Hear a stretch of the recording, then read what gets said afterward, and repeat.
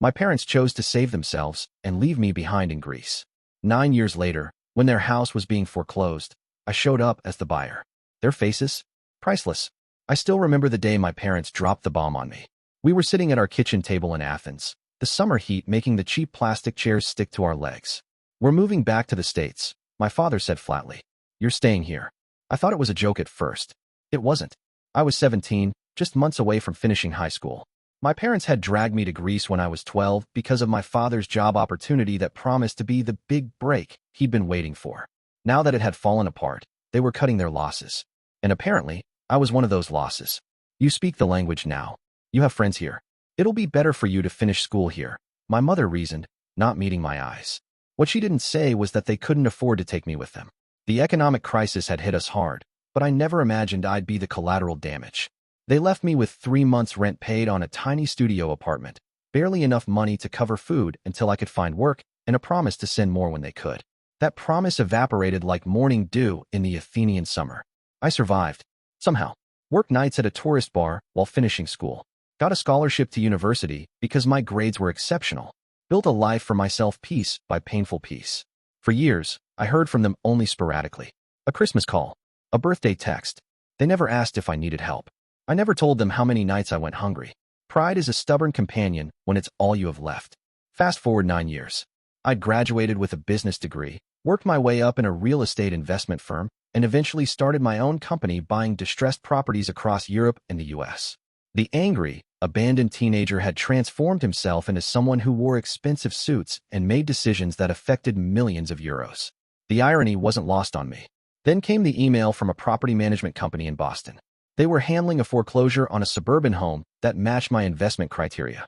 The owners had defaulted on their mortgage after refinancing multiple times. The address made my coffee go cold in my hand. It was my parents' house. I flew to Boston the following week. I could have sent a representative, I usually did, but something pulled me there personally. Curiosity? Revenge? Closure? Perhaps all three. I didn't tell them I was coming. Instead, I instructed the property manager to inform the current owners that the potential buyer was willing to meet with them to discuss possible arrangements before the foreclosure was finalized. The day of the meeting, I sat in my rental car outside the house for 20 minutes. It was a modest colonial with peeling paint and an overgrown lawn. Nothing like the impressive home they had described in their infrequent messages over the years. Another lie to add to the collection. The property manager met me at the curb. "They're inside waiting," she said. "They seem desperate. Apparently, they have nowhere else to go." I straightened my tie and followed her to the door. When it opened, I saw them for the first time in nearly a decade. My father had aged 20 years instead of 9. My mother's hair had gone completely gray. They didn't recognize me immediately. The skinny teenager was now a broad-shouldered man in a tailored suit. Then my mother's hand flew to her mouth. "Oh my God," she whispered. My father stood frozen, his face draining of color. I nodded to the property manager. "I can take it from here."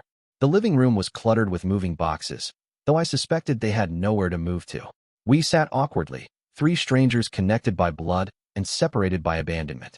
"You're the buyer?" my father finally managed. "I am." My voice was steady, professional. The voice I used in boardrooms, not family reunions. "How is this possible?" my mother asked, tears already forming. I gave them the abbreviated version. University, hard work, success. I left out the nights I cried myself to sleep, the times I had to choose between textbooks and food, the birthdays spent alone. "We always knew you would do well," my father said, attempting a smile that didn't reach his eyes. "Did you?" I kept my face neutral. "That's interesting, considering you left me to fend for myself in a foreign country during an economic crisis." The silence that followed was deafening. "We had no choice," my mother finally said. "Your father lost everything. We couldn't even afford 3 plane tickets back to the States." "There's always a choice," I replied. "You chose to save yourselves." My father's face hardened. "We did what we thought was best. You obviously turned out fine." "I turned out fine despite what you did, not because of it." The property manager knocked and poked her head in. "Everything okay in here?" I nodded. "Just catching up with the current owners." After she left, my mother broke down. Between sobs, she explained their situation. A series of bad investments. Medical bills. My father's failed business ventures. They were 3 months behind on mortgage payments, and the bank had run out of patience. "We have nowhere to go," she finished. "Your father's sister might take us in temporarily, but she barely has room for herself." I looked around at the home they had made without me. Family photos on the walls. None of me after age 17. "What are you going to do with the house?" my father asked. I had come with a plan. Buy the property, flip it, make a tidy profit. Business as usual. But sitting there, watching the people who had once abandoned me now facing abandonment themselves, I felt nothing but a hollow ache where satisfaction should have been. I haven't decided yet, I said, standing up. I'll be in touch.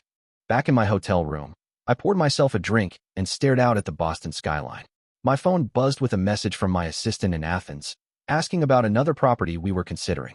Life continuing as normal while this earthquake of a reunion shook my foundation. I had fantasized about this moment for years. In my darkest times, I had imagined confronting them, making them feel as small and helpless as I had felt. Now that I had the power to do exactly that, it tasted like ash. The next morning, I met with my lawyer. We drew up papers for a lease agreement. Affordable rent. 5-year term. Option to buy at the end. It wasn't forgiveness. I wasn't sure I would ever be capable of that, but it wasn't revenge either. When I presented the offer to my parents, their relief was palpable. My mother tried to hug me. I stepped back. This is a business arrangement, I said firmly. Nothing more. We understand, my father said, though his eyes said otherwise. As I turned to leave, my mother called after me. Will we see you again? I paused at the door. The property manager will handle everything. There's no need for us to meet again. Please, she said. We've missed you. I didn't turn around. You should have thought of that 9 years ago. Update 1. 6 months later. I didn't plan to return to Boston. The property manager reported that my parents were paying their rent on time, and that was all I needed to know. But a major client insisted on meeting there, so I found myself back in the city, just 20 minutes from there, my house. After the meeting, I sat in my rental car at a Starbucks parking lot, debating with myself. Finally, I drove by the house, just to see it. No intention of stopping. The lawn was neatly mowed now. Fresh paint on the shutters. Flowers in boxes beneath the windows. They were taking care of the place. I was about to drive away when the front door opened. My mother stepped out to collect the mail. She looked up, saw my car, and froze. Our eyes met through the windshield. She raised her hand in a tentative wave. Before I could think better of it, I parked and got out. You're back, she said, as if afraid speaking too loudly would make me disappear. Business trip, I replied. The house looks better. Your father's been working on it. He's inside if you want to. I can't stay. I cut her off. I just wanted to see how things were going. She nodded, disappointment evident. We're doing okay. Following the agreement. An awkward silence stretched between us. We have your room ready, she blurted out. In case you ever want to stay, when you're in town for business. The thought of sleeping in a room they had designated as mine, in a house I had never lived in, was surreal. I have a hotel. Of course. She looked down at the mail in her hands. We understand. As I turned to go, she spoke again. We were wrong. What we did to you. It was unforgivable. I stopped but didn't turn around. We tell ourselves we had no choice, but that's a lie. We were selfish and scared. And you paid the price. Her voice broke. I'm not asking for forgiveness. I just want you to know that we know what we did. I stood there, feeling the weight of 9 years pressing down on me.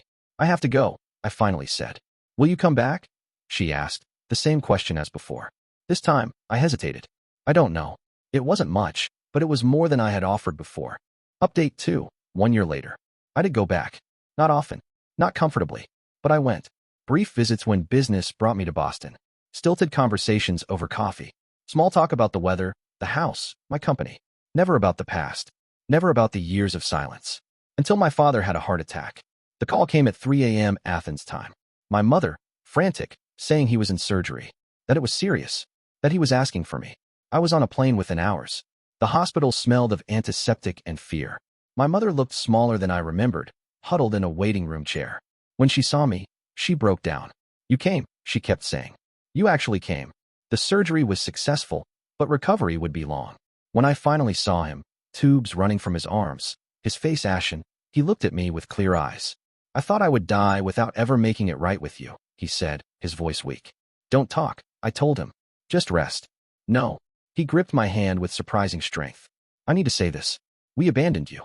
There's no excuse. I've regretted it every day since. I had waited 9 years to hear those words.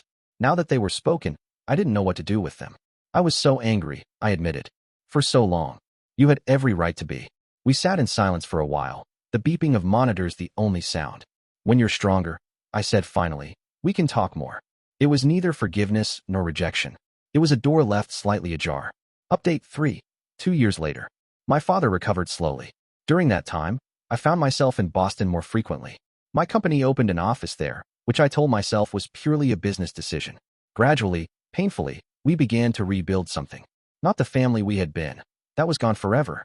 But something new, fragile, and cautious. They came to Athens for my 28th birthday. Their first time back since they'd left me there. I showed them my office, my apartment, the life I'd built without them. It was important for them to see it, to understand both what they had missed and what I had accomplished. "We're proud of you," my mother said over dinner at a rooftop restaurant overlooking the Acropolis. "You don't get to be proud," I replied, more sharply than I intended. "You weren't there." The hurt on their faces was evident, but they nodded. "You're right," my father said. "We don't deserve to claim any part of your success, but we are proud nonetheless." Later that night, as they prepared to return to their hotel, my mother handed me a small box. "What's this?" I asked. "Open it when we're gone," she said. Inside was a key, their house key, with a note. "This home is yours in more than just legal terms. Whether you ever choose to use this key or not, we want you to know you have a place with us now. We can't undo the past, but we can offer you this future if you want it." I didn't use the key. Not right away, but I kept it. Today marks 3 years since I walked into that foreclosure meeting and found my parents on the other side. The house is still technically mine, though they continue to live in it. My company has expanded across 3 continents. I've moved my primary residence to Boston, though I keep my place in Athens. We have dinner together once a month. Sometimes it's comfortable. Sometimes the weight of the past makes it hard to breathe. We're not a normal family. Too much happened for that. But we're something. Connected by blood, by history, by a house that changed hands in a moment of cosmic irony. I still don't know if I've forgiven them. I'm not sure forgiveness is even the right framework for what happened. But I've stopped letting their worst decision define my entire life. And perhaps that's enough. Last week, I finally used the key they gave me. Not because I needed to, but because I chose to. I let myself in while they were out and left something on the kitchen table, a framed photo of me at my university graduation. A piece of the life they missed, offered not as an accusation, but as a bridge. When I left, I didn't lock the door behind me. "I'll be back,"